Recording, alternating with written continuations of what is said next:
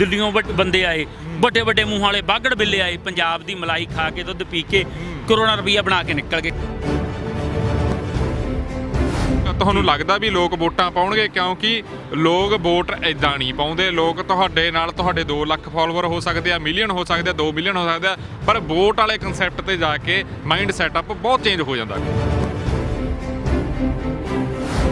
ਪੰਜਾਬ ਦੀ ਗੱਲ, ਪੰਜਾਬੀਅਤ ਦੀ ਗੱਲ ਹੋਣ ਲੱਗ ਗਈ, ਪੰਜਾਬੀ ਬੋਲੀ ਦੀ ਗੱਲ ਹੋਣ ਲੱਗ ਗਈ, ਤਾਂ ਫਿਰ ਹੱਕ ਰਹਿ ਕਿੱਥੇ ਗਿਆ? ਫਿਰ ਦੂਜੇ ਦੇਸ਼ ਦੀ ਡਿਮਾਂਡ ਕਰਨਾ ਇੱਕ ਸਰਾਸਰ ਪਾਗਲਪਨ ਹੈ, ਮੈਂ ਤਾਂ ਸਮਝਦਾ। ਜਿਹੜੇ ਸਮਾਜ ਸੇਵੀ ਨੇ ਜਾਂ ਸਿੰਗਰ ਨੇ ਉਹ ਕਿਸੇ ਹੋਰ ਟਰੈਕ 'ਚ ਕਰ ਰਹੇ ਨੇ ਇਸ ਜਿਹੜੀ ਮੂਵਮੈਂਟ ਨੂੰ। ਅਸਲ ਦੇ ਵਿੱਚ ਉਹਨਾਂ ਦਾ ਕੁਝ ਮਕਸਦ ਹੋਰ ਆ। ਕੁਰਬਾਨੀਆਂ ਦਿੱਤੀਆਂ ਗਈਆਂ, ਇਹ ਸਾਡਾ ਦੇਸ਼ ਆ, ਸਾਡਾ ਵੀ ਉਹਨਾਂ ਹੱਕ ਆ, ਸਾਨੂੰ ਗੱਲ ਕਹਿਣ ਦਾ ਅਧਿਕਾਰ ਆ। ਪਰ ਉਹ ਜਿਹੜੀ ਗੱਲ ਆ ਤੁਸੀਂ ਵਰਤਿਆ ਗਈ, ਚਾਹੇ ਉਹ ਬੰਦੇ ਤੁਹਾਡੇ ਕੋਲੇ 4 ਹੀ ਹੋਣ, 4 ਕਿਉਂ ਸਾਰੇ ਪੰਜਾਬ 'ਚ ਖੜੇ ਕਰਨੇ? 4 ਹੀ ਖੜੇ ਕਰ ਦਿਓ, ਕੋਈ ਨਾ। ਉੱਥੇ ਜਿੱਥੇ ਪਤਾ ਹੋਵੇ ਉੱਥੇ ਸਾਰੀ ਸ਼ਕਤੀ ਲਾਓ, ਕਿਉਂ ਸਾਰੇ ਪੰਜਾਬ 'ਚ 117 ਤੇ ਜਾਣਾਗਾ? ਵੀ ਨਵੀਂ ਪਾਰਟੀ ਹੈ, ਪਹਿਲਾਂ ਵੀ ਪੰਜਾਬ ਦੇ ਵਿੱਚ ਹੋਇਆਗਾ। ਫਿਰ ਜਿਹੜੇ ਮੇਨ ਬੰਦੇ ਹੁੰਦੇ ਆ ਉਹ ਮੁੱਖ ਮੰਤਰੀ ਵਾਲੀ ਕੁਰਸੀ ਦੇ ਸੁਪਨੇ ਲੈਣ ਲੱਗ ਜਾਂਦੇ, ਉਹਨਾਂ ਦਾ ਜਿਹੜਾ ਮੇਨ ਮੋਟਿਵ ਹੁੰਦਾ ਉਹ ਭੁੱਲ ਜਾਂਦੇ ਆ।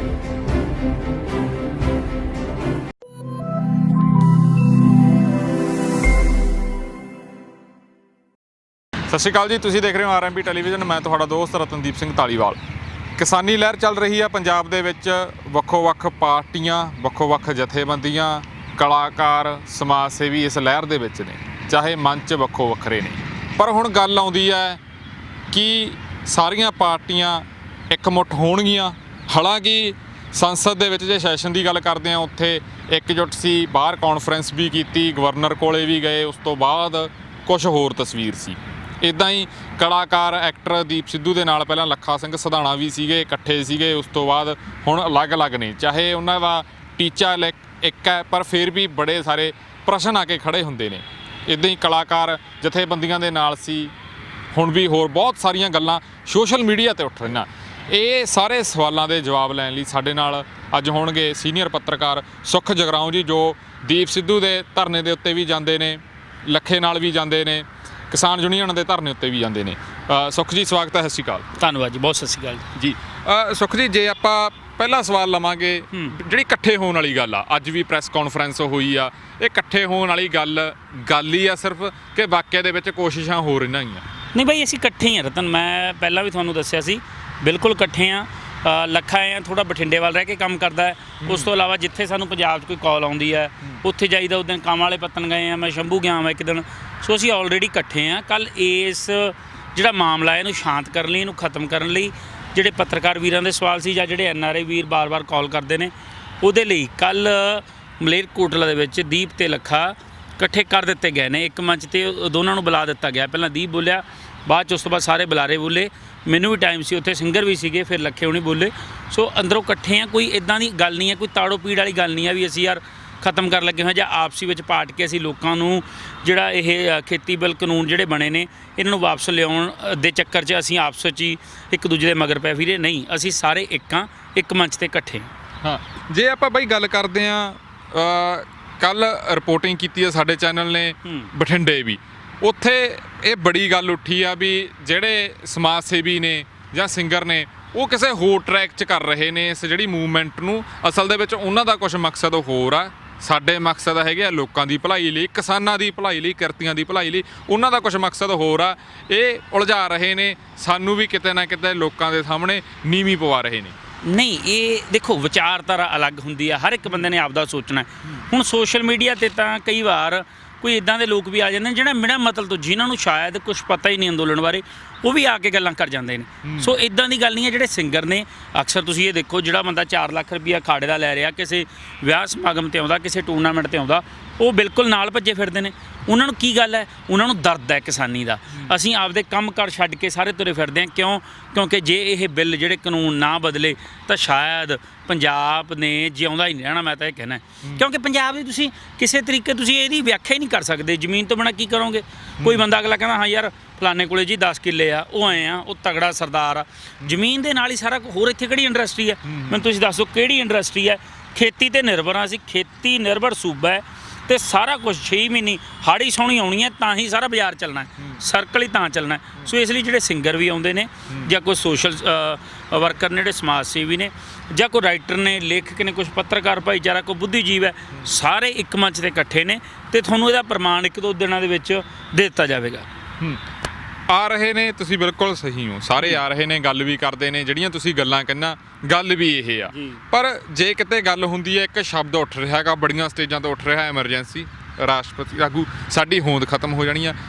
ਪੰਜਾਬ ਦੇ ਵਿੱਚ ਕੋਸ਼ਿਸ਼ਾਂ ਬਹੁਤ ਟਾਈਮ ਤੋਂ ਹੋ ਰਹੀਆਂ ਹੈਗੀਆਂ, ਕੀ ਤੁਹਾਨੂੰ ਵਾਕਿਆ ਦੇ ਵਿੱਚ ਲੱਗਦਾ ਵੀ ਇਹ ਚੀਜ਼ਾਂ ਹੋ ਰਹੀਆਂ, ਜਾਂ ਇੱਕ ਸਿਰਫ ਜਾਂ ਮੀਡੀਆ ਨੇ ਲਿਆਤਾ ਇਹ ਸ਼ਬਦ, ਜਾਂ ਬਹੁਤੇ ਜਿਹੜੇ ਸਿਆਣੇ ਆ ਬੁੱਧੀਜੀਵੀ ਨੇ, ਜਿਹੜੇ ਬਾਹਲੇ ਸਿਆਣੇ ਕਹਾਉਂਦੇ ਆਪਦੇ ਆਪ ਨੂੰ, ਉਹਨਾਂ ਨੇ ਸ਼ਬਦ ਲਿਆਤਾ? ਕਿਉਂਕਿ ਹਜੇ ਪੰਜਾਬ ਦੇ ਵਿੱਚ ਸਭ ਕੁਝ ਨੋਰਮਲ ਚੱਲ ਰਿਹਾ ਤੇ ਅਸੀਂ ਤਾਂ ਇਹੀ ਆਸ ਕਰਦੇ ਹਾਂ, ਅਰਦਾਸ ਕਰਦੇ ਹਾਂ ਵੀ ਇਹ ਨੋਰਮਲੀ ਚੱਲਦਾ ਰਹੇ।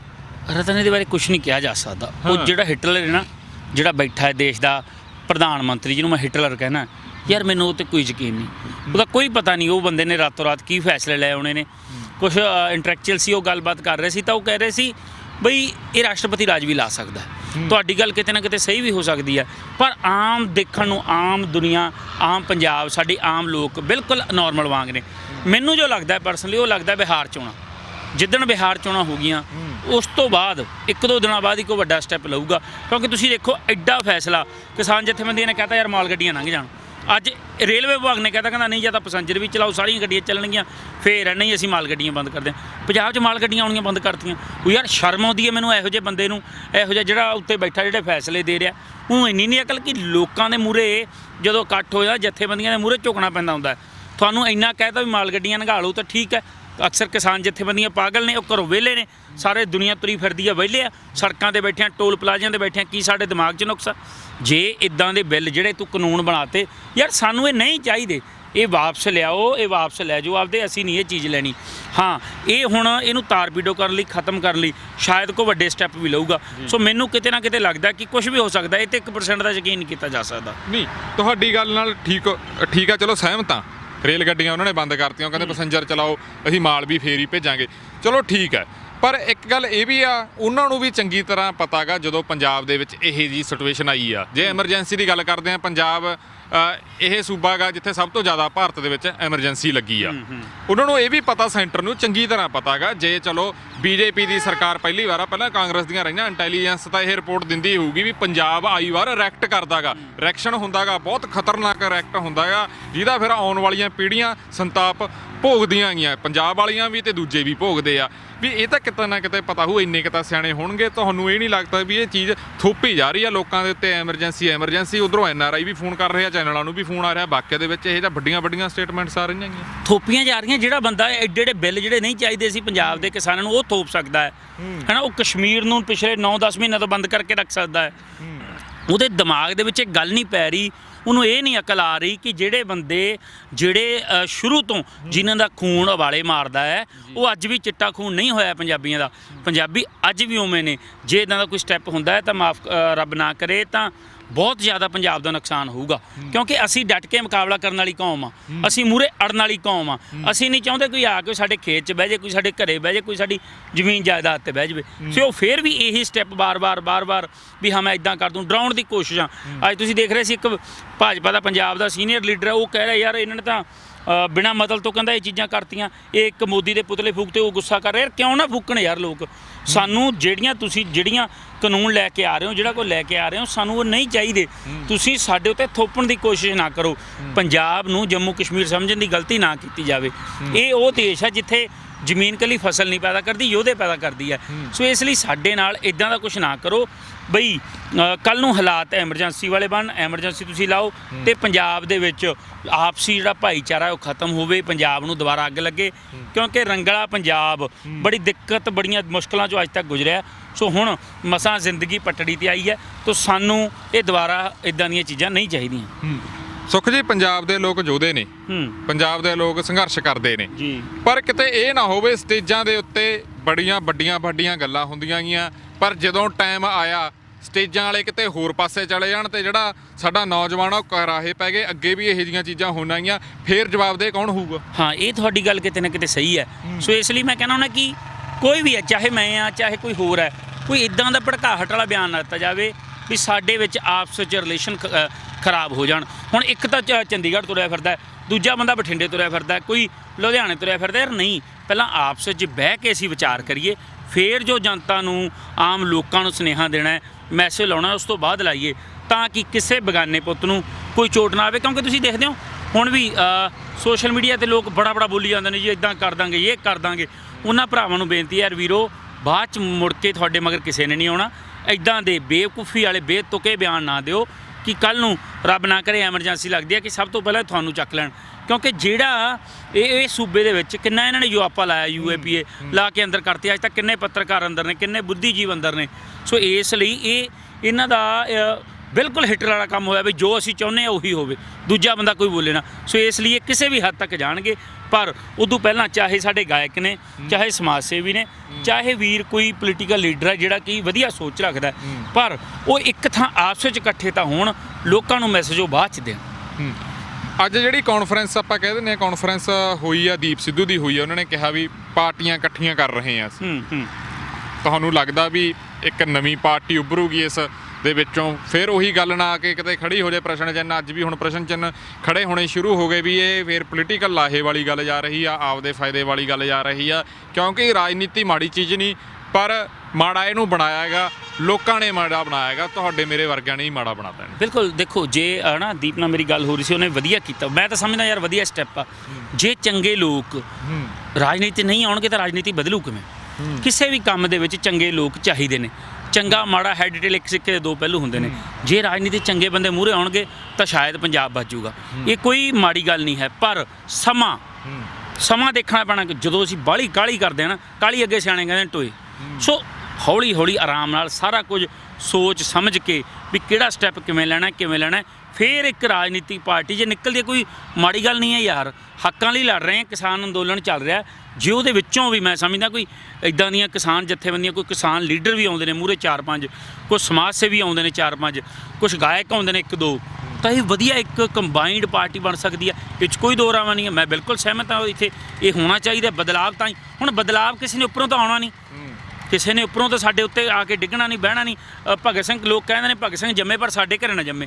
ਯਾਰ ਬਾਈ, ਸਾਨੂੰ ਬਣਨਾ ਪੈਣਾ, ਸਾਨੂੰ ਉਹ ਚੀਜ਼ ਲੋਕਾਂ ਨੂੰ ਆਪਸ਼ਨ ਲੈ ਕੇ ਆਉਣੀ ਪੈਣੀ ਹੈ। ਜੇ ਆਪਸ਼ਨ ਨਾ ਦੇਵਾਂਗੇ ਫਿਰ ਉਹੀ 2-3 ਪਾਰਟੀਆਂ ਉਹੀ ਰਿਪੀਟ ਕਰੀ ਜਾਣਗੀਆਂ।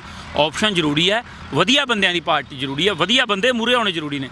ਸੋ ਇਸ ਲਈ ਮੈਂ ਤਾਂ ਸਮਝਦਾ ਯਾਰ ਇਹ ਬਿਲਕੁਲ ਹਾਂ ਪੱਖੀ ਹੁੰਗਾਰਾ ਹੈ।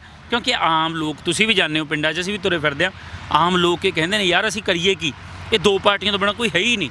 ਜੇ ਤੀਜੀ ਜਾਂ ਚੌਥੀ ਵਧੀਆ ਕੋਈ ਪਾਰਟੀ ਆਉਂਦੀ ਹੈ, ਕੋਈ ਧਿਰ ਆਉਂਦੀ ਹੈ, ਕੋਈ ਟੁੱਟੇ ਹੋਏ ਚਿਹਰੇ ਜਿਹੜੇ ਕਿ ਰਾਜਨੀਤੀ ਦੇ ਵਿੱਚ ਵਧੀਆ ਕੰਮ ਕਰ ਰਹੇ ਸੀ, ਉਹ ਇਕੱਠੇ ਇੱਕ ਮੰਚ ਤੇ ਹੁੰਦੇ ਨੇ, ਤਾਂ ਇਦੋਂ ਵਧੀਆ ਕੋਈ ਗੱਲ ਹੋ ਸਕਦੀ ਮੈਂ ਤਾਂ ਸਮਝਦਾ।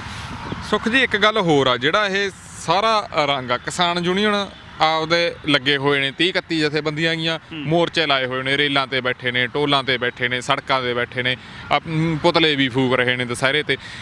ਪਰ ਜਿਹੜੀ ਇੱਕ ਹੋਰ ਗੱਲ ਆ, ਬਹੁਤ ਲੋਕਾਂ ਦਾ ਇਹ ਵੀ ਕਹਿਣਾ ਗਾ ਵੀ ਕਈ ਸਟੇਜਾਂ ਤੋਂ, ਜੇ ਆਪਾਂ ਖਾਸ ਤੌਰ ਤੇ ਸ਼ੰਭੂ ਦੀ ਗੱਲ ਕਰਦੇ ਹਾਂ, ਵੀ ਇਹਨੂੰ ਇੱਕ ਧਾਰਮਿਕ ਰੰਗ ਦਿੱਤਾ ਜਾ ਰਿਹਾ ਹੈਗਾ। ਜਿਹੜਾ ਬੰਦਾ ਸਟੇਜ ਤੇ ਬੋਲ ਰਿਹਾ ਜਾਂ ਜਿਹੜੇ ਨੂੰ ਮੌਕਾ ਮਿਲ ਰਿਹਾ, ਉਹ ਵੀ ਕਿਤੇ ਇੱਕ ਦਿਸ਼ਾਹੀਨ ਹੋ ਰਹੀ ਹੈ ਗੱਲ। ਤੁਹਾਨੂੰ ਲੱਗਦਾ ਵੀ ਉਹ ਗੱਲ ਨੂੰ ਵੀ ਜੋੜ ਕੇ ਦੇਖਣਾ ਚਾਹੀਦਾ, ਜਾਂ ਫਿਰ ਲੋਕਾਂ ਨੂੰ ਐਵੇਂ ਭਰਮ ਭੁਲੇਖੇ ਪਾਏ ਜਾ ਰਿਹਾ? ਕਿਉਂਕਿ ਕੁਝ ਗੱਲਾਂ ਇਹੋ ਜਿਹੀਆਂ ਹੋ ਰਹੀਆਂ ਗੀਆਂ ਜਿਹੜੀਆਂ ਇਸ ਜਿਹੜਾ ਚੱਲ ਰਿਹਾ ਘੋਲ, ਇਸ ਘੋਲ ਨੂੰ ਹੋਰ ਦਿਸ਼ਾ ਵੱਲ ਲੈ ਕੇ ਜਾਣਗੀਆਂ। ਤੁਹਾਡੀ ਗੱਲ ਸਹੀ ਹੈ, ਇਹ ਗੱਲ ਨਿਕਲ ਕੇ ਵੀ ਸਾਹਮਣੇ ਆਈ ਹੈ, ਪਰ ਉਹ ਗੱਲ ਕਰਦਾ ਕੌਣ ਹੈ? ਦਿੱਕਤ ਇਹ ਹੈ, ਹੁਣ ਅਸੀਂ ਤਾਂ ਉਹ ਕਰ ਨਹੀਂ ਰਹੇ, ਜਾਂ ਕੋਈ ਹੋਰ ਬੰਦਾ ਉੱਥੇ ਕਰ ਨਹੀਂ ਰਿਹਾ।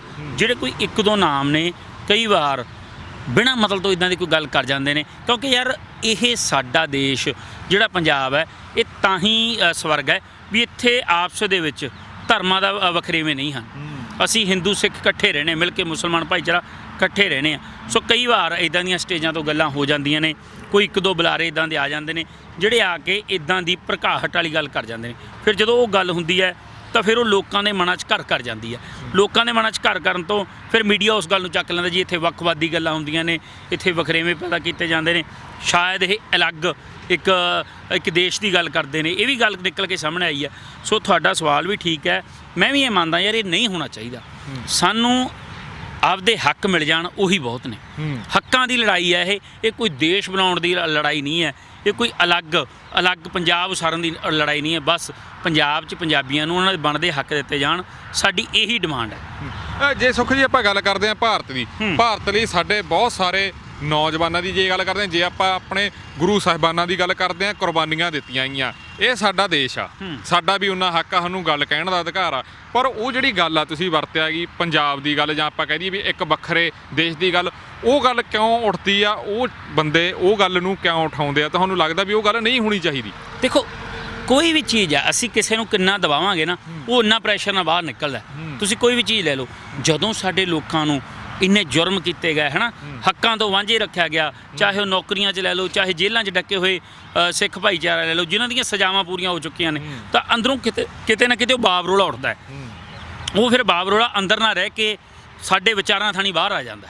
ਸੋ ਉਹ ਵਿਚਾਰ ਕਿਸੇ ਨੂੰ ਤਾਂ ਖੰਡ ਘਿਓ ਵਰਗੇ ਲੱਗਦੇ ਨੇ, ਕਿਸੇ ਨੂੰ ਉਹ ਜ਼ਹਿਰ ਲੱਗਦੇ ਨੇ।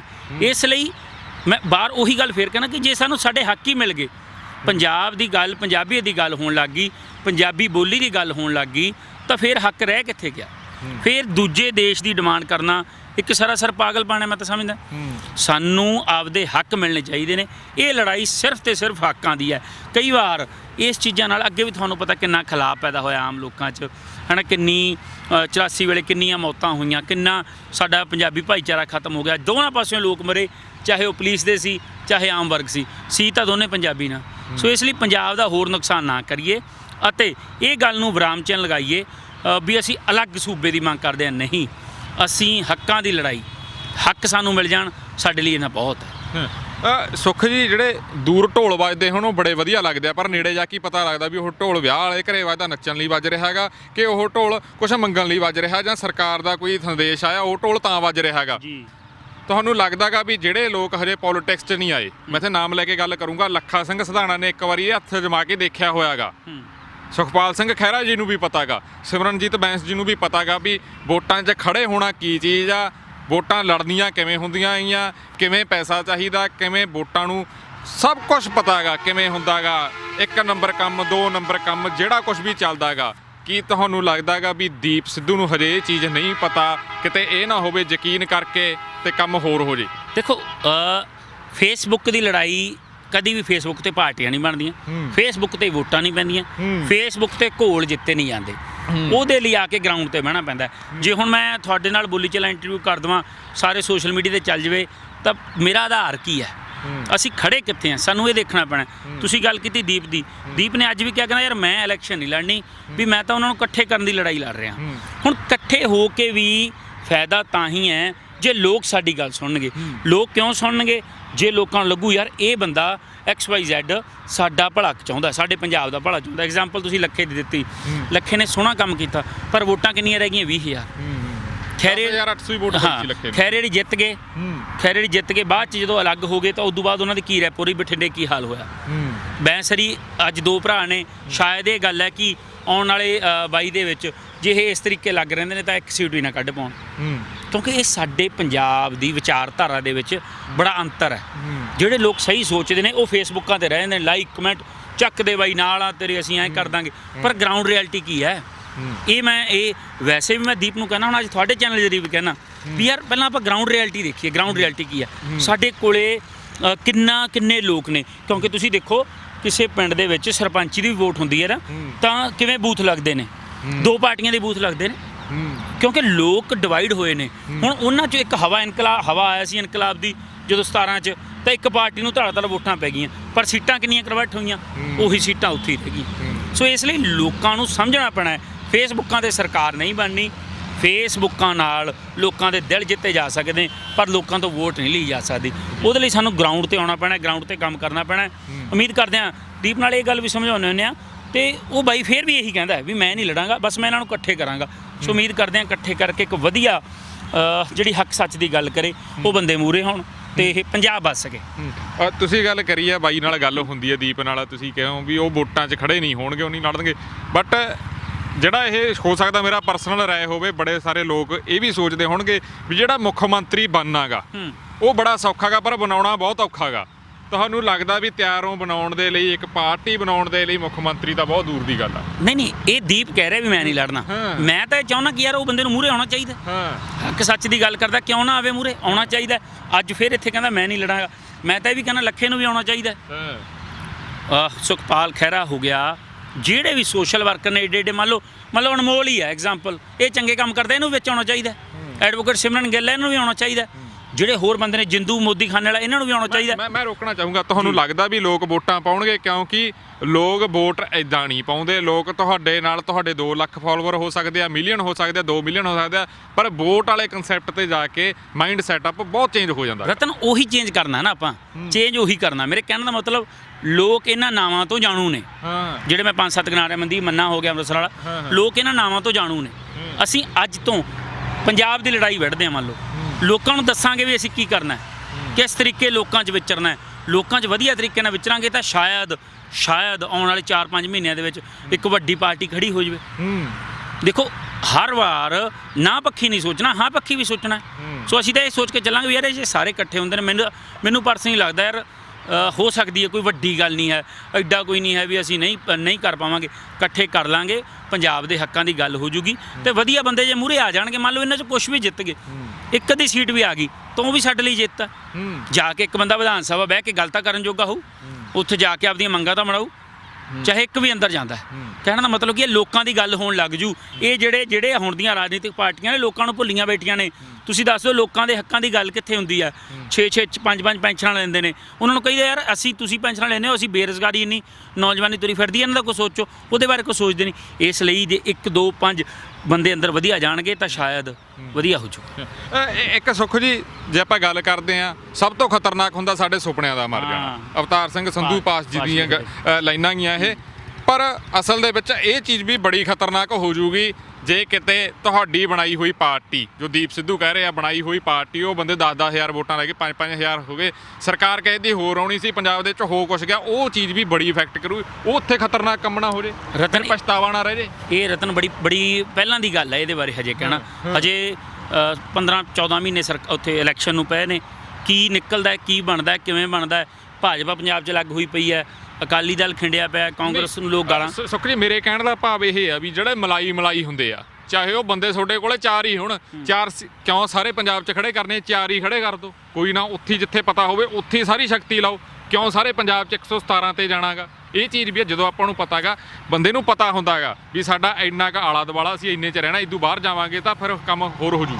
ਦੇਖੋ ਇਹ ਗੱਲਾਂ ਹਜੇ ਬਹਿ ਕੇ ਡਿਸਾਈਡ ਹੋਣਗੀਆਂ। ਇਹ ਤਾਂ ਅੱਜ ਹਜੇ ਦੀਪ ਨੇ ਸਿਰਫ ਇੱਕ ਅਨਾਉਂਸ ਕੀਤਾ ਵੀ ਸਰ ਮੈਂ ਉਹ ਲੋਕਾਂ ਨੂੰ ਇਕੱਠੇ ਕਰੂੰਗਾ। ਪਾਰਟੀ ਦੀ ਅਨਾਉਂਸਮੈਂਟ ਹੋ ਰਹੀ ਹੈ। ਹਾਂ ਹੋ ਰਹੀ ਹੈ। ਨਹੀਂ ਪਾਰਟੀ ਦੀ ਅਨਾਉਂਸ ਨਹੀਂ, ਵੀ ਜਿਹੜੇ ਲੋਕ ਵਧੀਆ ਕੰਮ ਕਰਦੇ ਨੇ, ਜਿਨ੍ਹਾਂ ਨੇ ਹੁਣ ਤੱਕ ਵਧੀਆ ਕੰਮ ਕੀਤਾ, ਉਹ ਲੀਡਰਾਂ ਨੂੰ ਇਕੱਠੇ ਕਰੂੰਗਾ।